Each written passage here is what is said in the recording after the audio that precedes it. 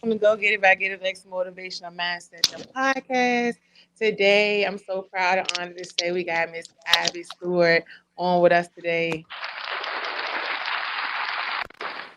So, first of all, I want to say thank you for coming on to talk to the people. I was hesitant at first when Big Tom said, told me, to reach out to you or whatever, because I already know from just people talking that you got a lot going on and you've been doing big things. So I'm just like, man, she not gonna have time to talk to me. So it's a blessing for you to come on and just be able to sit down with me. You told me that you never really had a chance to talk about your story. I mean, I'm sure because you'd be too busy. So I feel confident that this is going to be the perfect delivery. And thank you for trusting me. So for those who don't know who you are, tell them who you are. My name is Ivy. Where I go by Curvy Body Ivy now. I'm the owner of Curvy Body Boutique in Stony Point, and I also had a cosmetics line called Iconic Cosmetics. And if you go way back, they call me Baby Fat from the end zone. Not from the end zone. I remember. If you know, you I know. heard that before. I heard that before. So I had a Um. baby face with a little fat ass. Oh, Lord Jesus, what a blessing! What a blessing. So, with that being said, let's get into the story. I want to start off by asking you. First of all, are you from Richmond? I'm from New Jersey, but I've been in Richmond so long that I'm from Richmond. Okay. So when you came down here, like you was embraced, like or you was just little, like you was a little When girl. I came down here, I was a child. I came in at kindergarten. Okay. Excuse me, So, I came in the second grade when I came to okay. Virginia. And I So was not embraced. I was different because my mama was poor. I ain't dressed like the other bitches. They used to crack on me. And now I look at them with their bad bodies and be like, remember that? that's how it be. They be real, Yeah. really upset. And that was as a So child. coming from a child growing up, into adulthood, actually led to you being an entrepreneur. Like, when was the first thought in your mind? Like, hey, like I want to be a boss. Like, I want to have my own. Not even necessarily a boss, but just be in a great position to have things like which you didn't have when you were younger. Um, that didn't hit my mindset until I got older because I was like everybody else, and I'm still like everybody else. I had a regular job. My first job was KFC, and when you're in your teenage years, you don't think about self-employment or being that big of a person. So it didn't hit me till late, till I was 27. I was working at Chippenham Hospital, and I was working every day of the week, and I still couldn't pay my bills. My house was getting the foreclosed on, and I didn't know what to do. And I was just normal like everybody else. So then I figured it out real easy and real quick after that.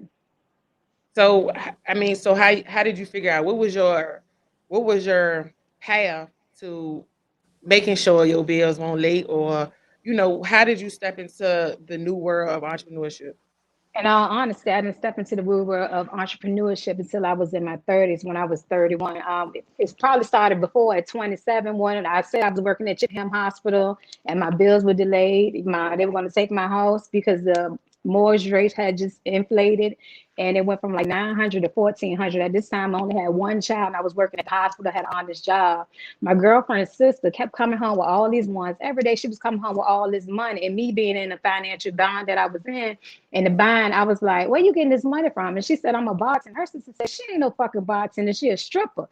So I'm like, she said she a bartender. I'm gonna go with her to work tonight because she said I watch kids go with her, and so that was my first night at work as a stripper. They threw me on the stage just like Ronnie. I mean, not Ronnie. What's the other one? I became Ronnie in the end. I ain't gonna lie, Yeah. but in the beginning, I was like Diamond. They gave me a drink and an outfit. I'm like, what? I made $500. I've been going to work all this time as a CNA, wiping ass at the hospital, and I ain't made this much money because by the time they come out my check, I'm only getting $800.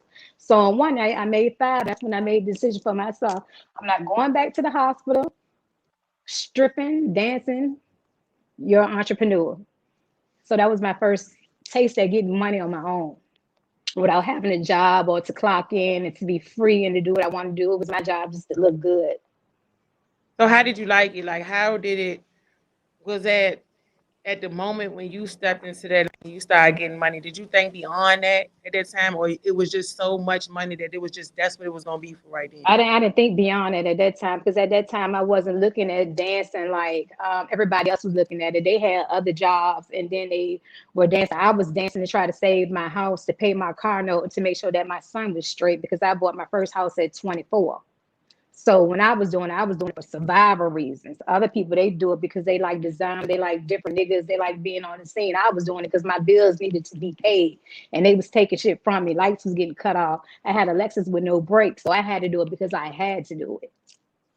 So in that field, is there anything, any type of stereotypes or any type of, I don't know, people throw around a lot of things when it comes to dances, but was there anything that you hear commonly going on with other people that went on with you that would make you say, I didn't want to do this. This is just something I had to do. Like, did it ever become a time where it was like, I like this, not because of the money. It was just like, I like it. It's fitting for me. And the only time I was scared of dancing is all honesty, and I'd be used, real loose with that. When you dance, it come with drugs. You can't just make your body get up, do a all night shift. You got to take some type of drugs. Other people use cocaine. Other people use marijuana. Some people use other stuff. I use X pills because that's what kept me going. Because physically, as a person, you can't just get up and say, "I'm gonna go do this and do that" and be swinging off the roof. And that wasn't the case for me. So that was what made me scared. So, all right, being scared. So, what took you out of that scared mentality? Like, what made you, when you went to work after being scared, feeling like you had to do that? What was the motivation to say, all right, Abby, you got to shake out of this? Like, all right, this was is that the Um, time? At that time, did you start looking at where it was going to lead you? Like, okay, I'm doing this to get here, or I'm doing this to get there. No, I didn't look at it like that. Look at it like this was my way of paying bills and taking care of my son. But little did I know it was skill building, because it taught me how to deal with customers.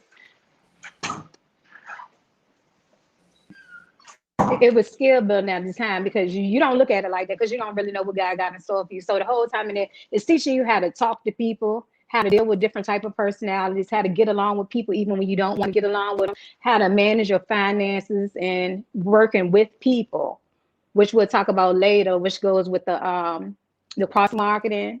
But you have to work with other dancers and learn how to get along with them, because this person's making a constant bag and you want the money. What you gonna do? You're gonna play nice and you're gonna work with them. It wasn't until I got pregnant, and when I got pregnant, I knew I couldn't dance anymore, and I had no other field jobs on the side or anything. So when I got pregnant with my twins, my thing was, okay, now you got to figure out something that's gonna make some money, entrepreneurship, like, because you can't be like this. At this point, you're 31 years old, you don't have nothing to fall back on, all the money from dancing, you've been paying bills, and you just living lavish, and now you done met this man and got a little frisky, now you're pregnant, you out the game. So with that being said, I had to figure out how I was going to maintain the same lifestyle. So what I did was, let me come up with lipstick. Everybody wears lipstick, fat, skinny, old, young. That's something that they just want to buy it. Women love beauty. So if I can sell beauty, then I always be in the loop. So what I did was, I got a bunch of my girlfriends from the strip club, had this line going. They supported me the whole time. They were wearing it. They was reposting it. It was mirroring KO, because you had to order that stuff online. So when you actually have something that's hands on that you can pick up, that was another plus. They could come pick your lipstick up, and it was at a decent price, $9 and $10. I was making the same money that I was making at the club, but the money came so fast once it got online that I was making so much money. So that was really my first time, like, okay, you know what you're doing now, and you know how it is to get some real money doing something legit. So the people did the I ain't gonna say the followers, but did the customers and the clientele you built, did that take hand in you being so popular and you being able to sell your products? Like, was it Most was it definitely. transfer? It was pretty sales, just being pretty, being that girl and having a bunch of people following you or on your team. Not to say following you, because if somebody like you, they're gonna go hard for you, a stranger or not. You know what I'm saying? So I had a bunch of girls from the strip club. Everybody wants to be a dancer, or not only that, you come to the strip club and you know these people, and they already had their own following. So I piggyback off that, because they had their own followings, and then they followed my lead, and you wanted to help me out because I was pregnant. Everybody just started coming, and then the dancing thing kind of faded in the background. I started going with the Southern Women's Show. It was the first time I ever did something really, really big. I paid $1,000 for that. And what it was, it introduced me to other people. It was on the news. So it got really, really big in Richmond. So what about the actual startup? Like as far as finding what product was gonna be the best for you as far as the actual lipstick, how was that process? Like Horrible, absolutely horrible. Because when anybody, I don't care what business you in, when you first start trying to get your affairs in order and start your business, you have no idea what you're doing. Trial and error is what brought me to where I am actually today. And I would get some lipstick and it would be so chalky on the people's lips that it would crust up. But I had to keep promoting it like it was something good. I couldn't let them know that I knew it was a bad product. So I was trying stuff. I was doing all types of stuff pretty much until I found one company, and it was hard to find. They were located in New York. I went to New York. It was private labeling. And once I got it started and I got a good product and my prices were still manageable, because I took my money from the club and I saved that. That's how I was able to start. But the actual research and just getting it to flow, that was the hardest part. so what's the time frame you think it took from the idea to you actually finding the place in New York? Like what you think overall that time was in between? Like 9 months, the whole duration of the pregnancy until when it finally came out after the kids, because I was working diligently. I was like, what did I want to sell? I didn't know what products I wanted to sell. I didn't know anything about cosmetics. So I didn't know other girls were wearing foundation, lip liner, all this heavy stuff. I didn't know anything about it. So the products that I was getting was just like in the way at first because I didn't know how to relate to my consumers and what they needed. And so it took 9 months to figure it out. So well, when you started with that 9 months, right? And you was Mhm. putting all the things together. In that time, did you create a plan? Like, hey, if A don't work and if this don't work out, then I'm gonna have to switch to another, maybe not lipstick, maybe eyeshadow or something. Was it No, always gonna be failure that? was not an option for me. And then I tell anybody this, I don't care what you have in your business. If it don't work out, your customers won't know. Only you will know. Well, you know, So yeah. I finished with that product and I kept it going until it ran out. And I wouldn't bring the product back because I know it Hmm. was a trashy product or something that didn't work. So that's how I alleviated the problems and the good from the bad because I'm never gonna let anybody know when I'm fucking up. You know what I'm saying? Because once you do that, your name is all that you have. So as for me, no, I just kept it until it was all gone. Then I started something else, and which worked for me was the eyebrow gel, lashes, and just regular lipstick. All that other stuff, I didn't play a part in that. So when with this trial and error process, did you ever have a time where you dealt with somebody who actually did feel like, oh no, something not right with this, or with that product that you was selling that you knew about? Was there anybody who Yeah. came to you like on some? Listen to me. I got a story for you. We ain't even talk about this one. So let me tell you, if you know me and you know me in Richmond, you know me. If you don't know me, then so what happened was I got so big, it was making over $11,000 a month on just lipstick. I'm like, this shit's $6 and this one $9, and I'm making all this money. So it got to the point where my manufacturer was on back order because I had ordered so much stuff, and all this stuff at this point was custom. So I had customers that did not get their packages, and I said to them, I was like, it's on back order, it's not on me.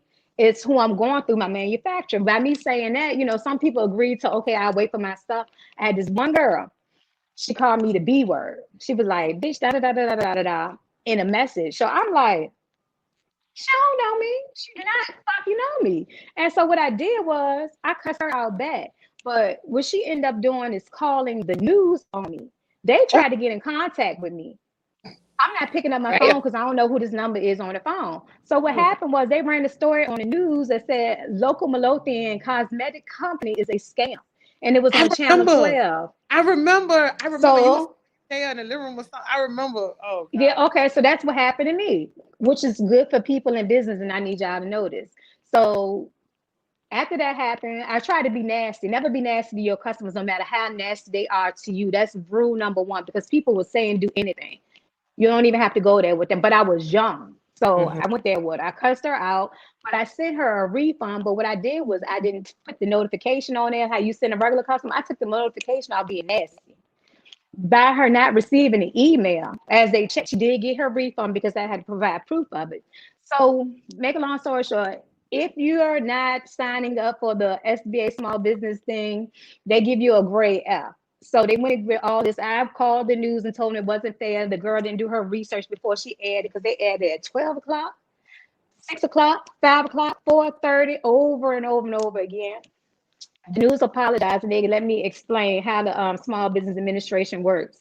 And so that was that. But at the end of the day, it's not even worth it to be nasty to a customer, because it's more headache and it just bashes your brand to get somebody to talk about. You never want somebody to Mm. talk about your company in a Especially when negative you got, manner. especially when you got a billion other people who do Hmm. like your product and appreciate you, and gonna keep coming back. You know, Hmm. one bad apple can't spoil the whole bunch. So with But you all spoil that, it yourself with your attitude. So your attitude can either take you forward or take you backwards. I let mine take me backwards, and I had to learn that all that negativity and the work is don't even mix. It's not worth it. negativity, anything that came in the picture, was there ever a time where I know you just said failure option, but sometimes it's always something in the back of your head that's a little voice maybe that would say, "Look, this is too much. Like I don't, maybe we can just figure something else out." Like, did it ever come to that point? Sometimes, I mean, even when you just the littlest things can make you think little stuff like that. Well, when that incident did happen, it made me simmer down on the cosmetics line, because didn't have as much help to help me mail out all these packages and stuff like that. And just that incident just set me all the way off. And so that's how Iconic Cosmetic kind of simmered down anyway. So I ended up doing another business with something else, which was making more money. So I just said forget it. But that was the big thing that made me be like, no, I'm going to Hope where I'm gonna beat this lady up and all this stuff. But after Yeah, that, yeah. it discouraged me. But I picked myself up and I relaunched. So what? First of all, well, with that being said, iconic. That's a name that can resonate with everybody. But so, how did you actually come up with that name for your cosmetics?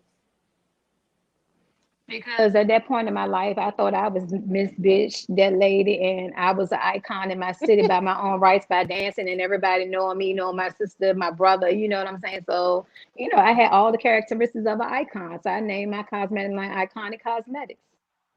So okay, so that being said, what about your business? Do you think, besides them knowing you, what can you say about your cosmetic business that keep people coming back and wanting to shop with you? It was just a good product. And even to now, I started that in 2011. It's in my store right now. It's on the point on the counter. So when you shop at Curvy Body Ivy, you can come pick up your Iconic Cosmetics. It's just a good product overall, and it lasts so long. And it's just, especially with them wearing a mask, the kind of lipstick that I had did not come off. It was a matte lipstick, and everybody loves it. So when they took their mask off, it wasn't on the back of their mask, but still on their lips. Just the Gosh, I hate. quality. That just made me. Yeah. So that just discouraged me all the way around the board. Just trying to get pretty and put makeup on, and then you gotta take your mask off, and it's just all on there. Just like, that shit just pissed me Terrible. off so bad. I swear, like, gosh, dang it. So let's talk about consistency, right?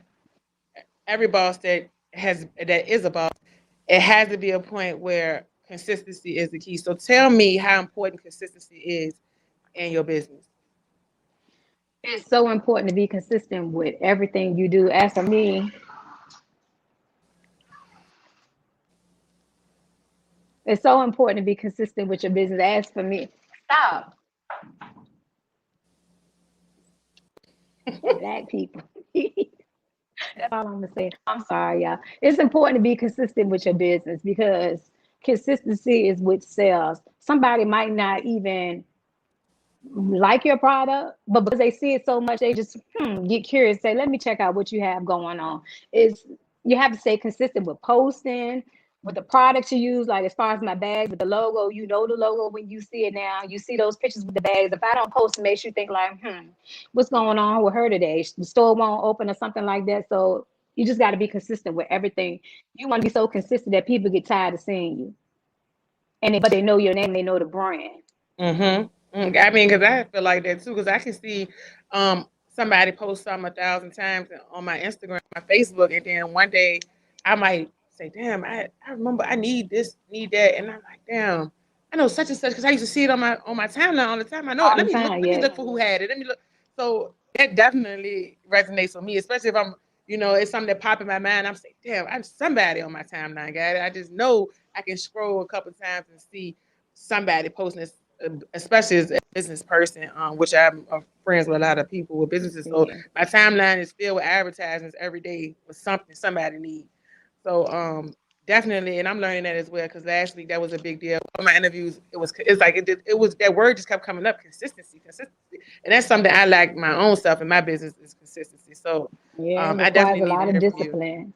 Mm, right, and know and knowledge of what you're trying to do, so you won't be all over the place Mhm. as well. So let me ask you this: as far as consistency is concerned, how important is it to you? Do you think to build for you to have built business relationships? Like um, even if you weren't actively selling some at the moment, or you were in the mix of doing something else, like do you think it was important from you going from dancing, building those relationships in the club to now? Did that affect your business anyway, as far as other business Um, owners in the city? no. I feel 50-50 on it. It can help you and it can hurt you at the same time. It's all depending on where you want to go with it. When you have a business, you don't need nobody to do it. You can do it yourself, and you really don't need no help because when people mess with you, they mess with you. And just to say this about Curvy Body, that was done by myself. I was selling this stuff at home, posting it by myself, advertising by myself.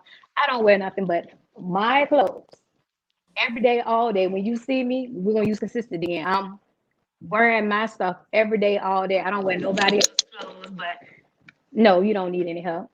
Do it by yourself. Now, once you get to a certain tier, then of course you can't do things by yourself anymore. Then that's something different. Right. Um, so let me ask you this. So do you think being personable is something you need to be able to do to maintain the consistency and professionalism of being a business owner? Being down to Yes, earth, being ma'am. personable. You definitely have to be personal. You have to be somebody that people like. If they like you, they gonna love you. They gonna tell their friend about you, and they gonna support, support, support. And I got people that was okay. These ain't working no more. I heard it when it fell down there.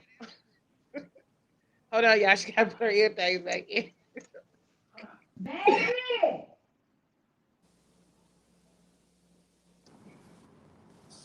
baby.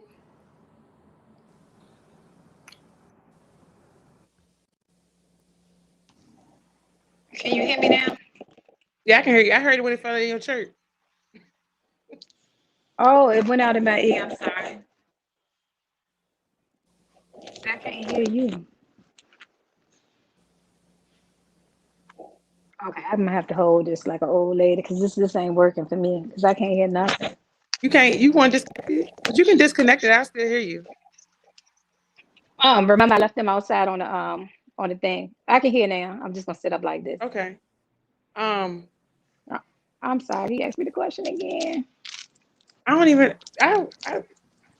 Even, I think you was in the middle of talking, but it was just about being personable. That's all. You was just Oh telling no, me no, yeah, about okay, people. yeah. You always have to be personal. If people like you, they're gonna bump with you. They're gonna be with you from beginning to end, and 100%. If you're not a personal person, nobody wants to deal with you anyway. So you got to have something to offer, a nice personality, a smile, something. You have to give people something. You definitely have to be personable. Right. Relatable as well. Don't nobody, I Hmm. think, and that's thing. I think that's why I'm doing this too, because I think a lot of people want. I mean, sometimes you just see the outside, and perception is not always reality. Yeah, but not always relatable because a lot of people can't relate to what I've been going through, like haven't been a stripper or don't have kids or you know what I'm saying? Your personality will win over all of that before being relatable. You know what I'm saying? Just like if you go in the store, you know you can't relate to a person in the store because you don't know their store. But by them always offering a smile when you go in the corner store or something like that, that's being personable. So you're gonna keep coming back there versus Right. somewhere where somebody roll their eyes and make you feel uncomfortable. Right. Okay. So that being said, well, over the years, you while you building your businesses in Richmond, how has the support been from the women in Richmond? Has it been consistent? You know what I'm saying? Everybody want to get in on the interview. Let's say that. It was, Say hey. the question one more time. I'm sorry. Oh, I was saying, as far as being personable and all the things we just said, over the years, just building your business, have you received consistent support from the women in Richmond? How has the support been?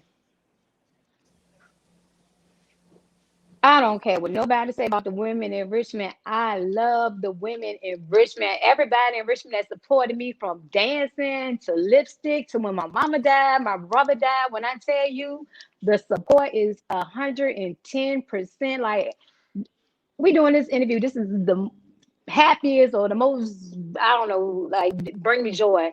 They really support, like they support, like they come out, they shout for me. I don't care if I'm having a birthday party. Like I love my city, and I really felt like if you can't make it at home, you can't make it nowhere else. And the whole 804, everybody, they love me and I love them back. Like I tell anybody, I'm going home. I'm not staying in California. I'm going back to Richmond. Ain't nothing to do in Richmond. That's where I live. That's my home. And that's all me. 804 all day, every day. um, so with that being said, how big of a deal is it right now? Do you think for women in the same industry, even if they're not in the same industry, to just have support for one another? Like as far as just, I mean, we not against each other. We all trying to get to the same common goal, which is money and generational wealth for our children, if you have children. And I think it's a big deal to just remember what your lane is. Like you ain't gotta, you know, be scared of somebody stepping over here or stepping over there. Because if you know your lane, I think it's and when you're confident in what you're doing, I think it's a lot more easier to just, I mean, show genuine support.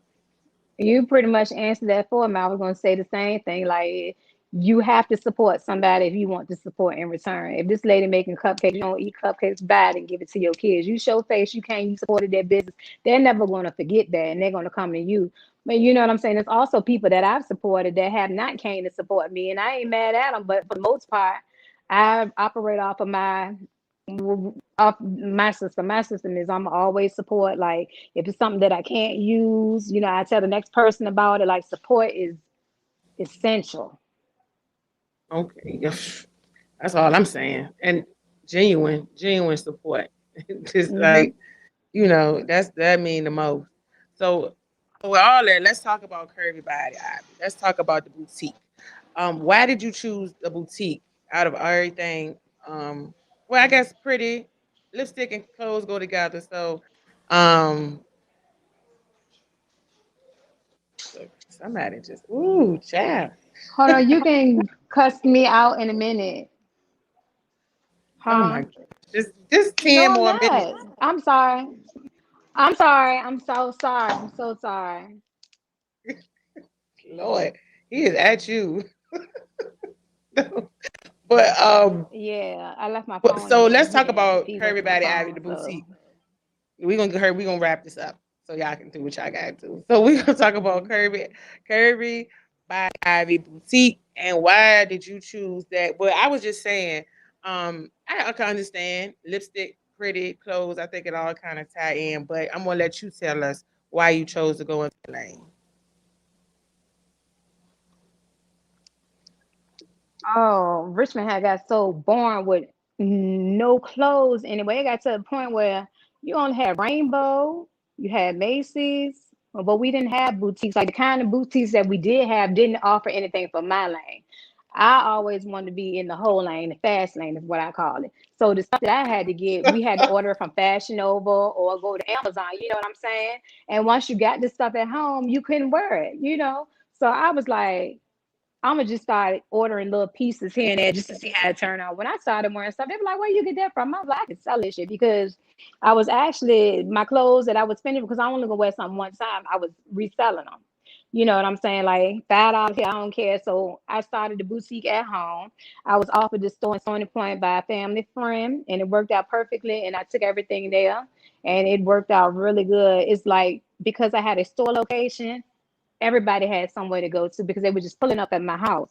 Mm-hmm. So it was really a great opportunity. And like I said, we had nowhere to shop for certain things, on the fast lane of things. Too fast lane. Let's talk about the quality of your item. Is it quality over quantity? Definitely quality. Quantity don't matter because now I'm in a boutique state of mind. Like I have 6 pieces of this, I might have 8 pieces of this or something like that. I never have too much quantity of one item because I don't want to oversaturate with everybody wearing the same thing. So it's definitely the quality. Okay, so what about your marketing? How were you able to um, get everybody excited about? I mean, I wouldn't even say that because you kind of answered that with the lipstick situation. So I would think the same people, the same women who supported you in the lipstick and the makeup will want to go buy some clothes too. So I'm just gonna answer that. Yeah, they were, but keep in mind they had got older, so that was like 8, 9 years ago. The new era, the Okay. young girls came. Right, They started, you know. I right, always kept the name. I will always do something positive because once I stopped dancing, you know, I found other things to do, which was the lane was selling clothes. But once you actually have a location where you can touch, you can feel, you can put mhm, it on to see if it fits or not, it's not that you're losing your money with another company and they're giving you a gift card or a store credit. We got somewhere that we can go now and pick up this. Oh, girl, where you get that from? Curvy Body Ivy. So even the skinny girls, they feeling curvy, you know what I'm saying? Because now we got somewhere we can go and we cater to extra small to 3X. But it's just the fact that you can actually put the clothes on right then and there. And if you don't like it, put it back on the shelf, pick out something you like. But also the best thing about it was people that would never wear something like that in their life, they got an opportunity to put it on in the dressing room to see how it looked on their body to say, I really like this. I feel more mhm, confident with my body and my size, and I'm gonna get this. And this is something that I would never do. So that was right. a big deal too. And on top of you having your makeup right there as well, colors and stuff to get people excited to have the whole package. Like, I know if I can go somewhere and buy everything at one stop shop, I would. Give me some eyelashes, lipstick, and an outfit for to go eat. Like I'm gonna do it. So and now and then like I mean, Stony Point is not. I mean, when you hear Stony Point, you think of quality anyway. So Exactly. sometimes it is about where you choose to put your business at because anywhere in Stony Point, I mean, I would go to buy something real nice if I needed to buy it. So Yeah, um, but not only that, I wanted to give people, since they put me in Stony Point, because like I said, it was a family business. You come into a luxurious space, but your pricing is affordable. You mhm, know what I'm saying? It's right, cute quality on a budget. Nothing is over $80. If something is $80 in the store, that means it's silk, it's top of the line or something like that. But these little rompers that I got on today, $20. Got them in all colors. You know what I'm saying? Who can't afford $20? You go to Rainbow, it's $12.99 in there. right, right. That's all I'm saying. Not only that, I think the thought Hmm. of it. I think the thing that entices a lot of women, entices me as well, knowing that it's only a certain amount. Like I hate going somewhere when it's a whole bunch of stuff. When I know if it's 6 things, I know it's 5 possibilities to see somebody with it on the same day I got it on. It's only 5 versus 20 or But it's too 25. small, too medium, and too large. So they ain't Right. gonna be your size and they ain't gonna look like you. No, that's right. Um, so yeah, it's just an awesome feeling. So I already know it's just summertime, everything opening up, everybody looking for a new look and be one of a kind when they go somewhere. So that's definitely a good look. So one more thing about this. How important is it to invest? Invest in quality, invest in marketing, invest in just the all around things that you're Listen gonna to need to me. take you. You see my teeth? You see my breath? You see my butt? You see my stomach? You see my clothes? I invest in everything that's pertaining to me. It's very important because the way you look, the quality of it, you got to invest in you. That's just like believing in you. If you don't believe in you, then who will? If this Exactly. your body and you ain't investing in it and you look like that and you turn your nose up at sis because she looked like that, she took the time out to find her doctor and to do this, that, and the other. Invest in yourself at any cost, whether it's something you want to eat for the night, kind of bubble bath, what kind of spray on perfume from Victoria's Secret. I don't care what it is. It's kind of bubble gum you eat. Invest in yourself. That's what it is. So did this tie into your go big thing? I seen you say go big is big energy, big thing. So tell me how important is it for women to know is go big? Like at this point, and you gave me I think analogy is the right word. I'm sometimes I'm good with the language, but I think you gave me an analogy the other day. Did you not with the Yeah. fourth quarter basketball type shit? Third, fourth Football, quarter. Oh, is that football? Oh, fourth quarter. Or is it Basketball going basketball? 4 to I don't over know, more. but listen, it But just it's sound sports. good. Yeah, It's it sports. Yeah, did. that's what we're saying. It It sound good. did. I'm in my 40s, y'all. So what I told her is that I'm in fourth quarter, which means I'm late in the game. I'm just starting off.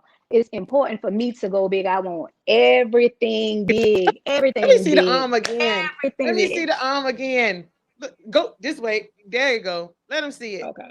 You see that? Cardi, Money. Rolex, whatever, big links, Chanel earrings. You gotta go Yeah. big. It's like you live this life knowing you're gonna die. So what you gonna live it small? You gonna let somebody else's opinion of how you should live your life make you feel that you less than? No. The sky is the limit. And if you don't want to be up here all the way up Look at with that. the view, you know what I'm saying? Because I'm gonna go big in everything I do. But yeah, you see that? This is your life and it's only as great as you make it. So with that being said, I feel like everybody should aim for the stars, go big. Like, why not? Why not? Exactly. So how is going big and maintaining your business and your family, your mom, how does that all tie into that big situation? Real big because you this small if you don't have your kids with you.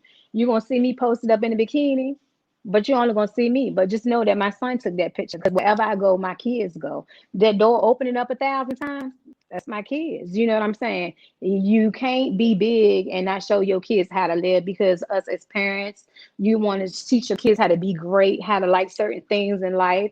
You want to teach them about I do this because it's for generational wealth. This is what I plan on leaving you when something happens to me. And please, everybody, get life insurance policies because you never know when it's going to be your day to go and who's going to take care of your kids like you. They got something to look forward to when they turn 18, 21. Pay that little $13, $12 a month and get life insurance and take care of your kids because a lot of Black people don't have money to leave their children. We earn money by life insurance policies when somebody died. And it's sad to say that we only going to get when somebody dies. And that's what I'm trying to break out for my kids. So that's why they go big with their mama. Mama riding the Benz here, riding the Benz there, and they all hers. When they get older, what they going to want for themselves? Nice things, quality things, and it builds character. And it means that my daughters won't take shit from no good niggas. That means my sons ain't gonna let bitches do anything to them.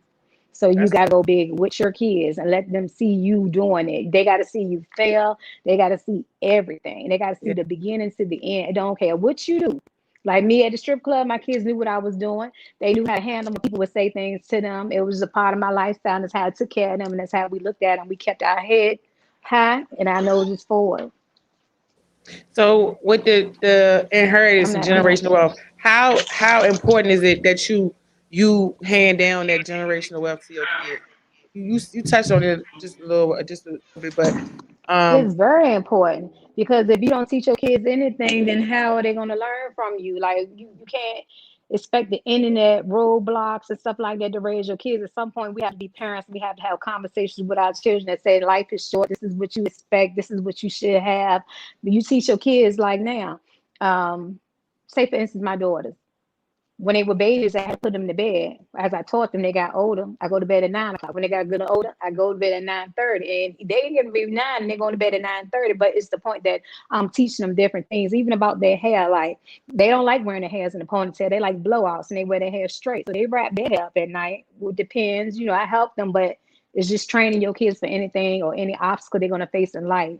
A lot of us learned that when we were younger because now that we're old, we say, that's what my grandma was talking about when she used to say that. I know exactly what she was saying. Or that's what my mother, little phrases, little everything. Just teach your kids wisdom, give them knowledge, give them gifts, give them love, hugs, kisses, anything.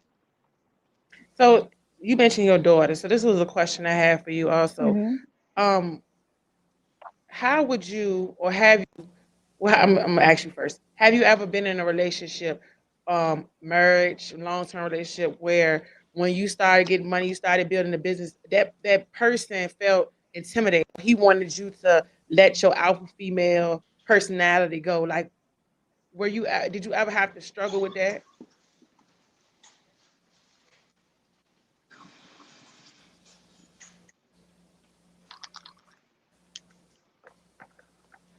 I'm sorry. Oh, this is all bad. I did. I was in a relationship where it was so quick, it wasn't thought about. I got married, it was a no within 3 months. He had a successful barbershop and he just wanted to dumb me all the way down. Like he didn't let me express myself, be myself. He turned me to a prisoner in my own home. So yes, I was married. Yes, it was bad. And yes, it's okay to walk away when it don't feel good. And you have to protect yourself, your aura, so your energy be right for your kids and anybody that encounters you in your life. So it was really bad. Well, he wanted to be here. So he wanted me to turn down. And I tried it. But like I said, it was bad. It was all bad and it should never happen. And I encourage anybody in any type of relationship, if it don't feel good, it's okay to leave. You don't have to stay. I don't care if you don't have nothing, you walk away with nothing, you walk away with a brand new start, and that's brighter than being held captive in your own home. Damn right. Lord. So with all that, tell me what keeps you grounded and what keeps you focused, and how is a priority is faith in God, your life in those situations as far as keeping you grounded and focused to moving on to the bigger and better things. Um, as everybody would say, my kids keep me grounded, but in all honesty, my money keep me grounded. Because when I ain't got no damn money, I'm trying to figure out a way to get some. And when I got some, I'm figure out a way to get more because I like nice shit. And that's pretty much it. You know what I'm saying? Money motivate me. I'm highly motivated by money. Of course, your kids gonna keep you grounded, but I've kept care and take care of my kids from day one, so I keep them grounded. They don't keep me grounded. You get what I'm saying? They roll with Right. whatever I say. Money, Some dividends. So well, how does your future look? What do Abby see in bright 2 years? on a yacht that I own, Yeah. apartment building. I own properties now. I'm in a good position in life, but I want everything big. I want to be like shit. I can't even, it looks so bright. It's blinding me by the eyes. It's so bright. That's Like I want to have a lot of shit and I plan on having a lot of shit. Definitely want to invest my money in me, but I don't, I just figured out as to go. Like, you know, right. I never have a plan to say I'm gonna go do this, I'm gonna do that. If it look like some money, I'm gonna try it. If it don't work out, I'm gonna go to the next thing. I'm just gonna be always trying to figure out a plan to make more money. Okay, good. So, um, give if you could tell these women that's watching, people who look up to you or just inspired to be as successful as you have been, what is some words of encouragement you can give them today? You can do it. You can do it by yourself. You can do anything you put your mind to. If you see that bitch up the street with it, you can get it too. You just got to figure out how you going to get it. Never settle for anything less than what you deserve. Like that Instagram post say, know your worth and add tax. Don't settle. Because anything that anybody else got, you can get it. You just got to put it in your mind how you going to get it. I tell anybody, take a picture, write a vision board. Put it in your phone, screenshot it. Believe it or not, you speaking things into existence by doing something little like that. Tell yourself you want to talk to God about it, but it ain't nothing that you can do that. Look at me. You ever think I'll be living here, living on the East Coast, got houses there, I have a Benz here, a Benz there. Like, you Girl, can do whatever you want to do. The only thing you got to do is say it's yours and claim it, and it's already yours, and you just don't that's know it. it. That's it. So, what's the next event? Um, you told me about something you were trying to do as far as giving not giving. You said you was going to be doing like a class where you helping people um do their LLCs and stuff like that. How's Just that? started, yeah, mentoring, like a shadowing. I'm going to start. Well, I put myself in a position where I have a lot of, how can I say it in a nice way? Like kind of like a wholesale list or something like that. But instead of a wholesale list, I'm actually giving you the direct vendor. I'm putting you on the phone with them in contact. If you want to boots, things that are in my lane. First, I'm Hmm. gonna start you off with an LLC. Then come up with the incorrect. You got to come up with your name. Then you get your LLC. We're gonna get you all together from beginning to end. I'm gonna shadow you. I'm gonna help you have a successful business. This is something that you really worth, and you put the work in. So it's going to be like people can come to me for business advice only to things that are in my lane, like lipstick or boutiques or something like that, setting up stuff. People that decorate the boutiques, websites, how to market yourself. So I'll be doing kind of like mentoring basically, but So you how have to would they pay for my know? services. Of It's course. going to be posted. Definitely, it's going to be posted on Instagram, Facebook, Okay. Snapchat, Twitter, all So sources of social media. for the people who don't know, what's your your Instagram outlets? Curvy Body Ivy underscore boutique. Facebook, Curvy Body Ivy Boutique. Instagram, Iconic Cosmetics. And Facebook, Iconic Cosmetics. Exactly what the name of the products is what it is. So one more thing. Could you give me one thing Mhm. about Ivy that you think people should know from this point forward? I need y'all to know how understand how big my heart is. And if it's something that I can help the next person do to succeed, I'm willing to do that. If you say Ivy and you send me a message saying what you're trying to do, if I can't direct you, I will send somebody to help you. I'm a very helpful person and I'm very hands on. A lot of people think that I'm not approachable. I'm very approachable. I just don't smile a lot. But if it's anything I can do to help you, I'm a very loving and helpful person. So ask for help. I help people in a lot of outlets. It might be something that I see social services with electricity bill. Just so I seen that, and you ask me, you never know what knowledge somebody has. So don't be afraid to open up your mouth to ask me anything. Because if I don't know, I ask somebody, and we'll get you an answer. Right. So I just want to say, this was awesome because we was both nervous. I was nervous. I'm always nervous, Yeah, I but was.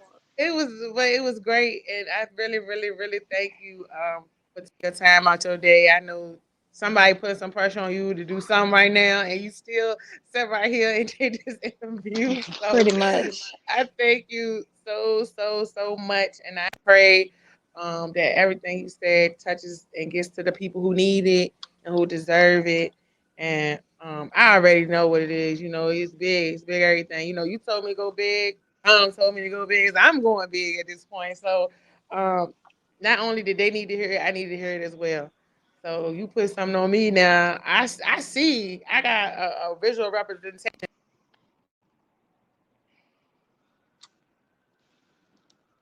She done left me, y'all. This is my view, y'all see? And the other blind shut.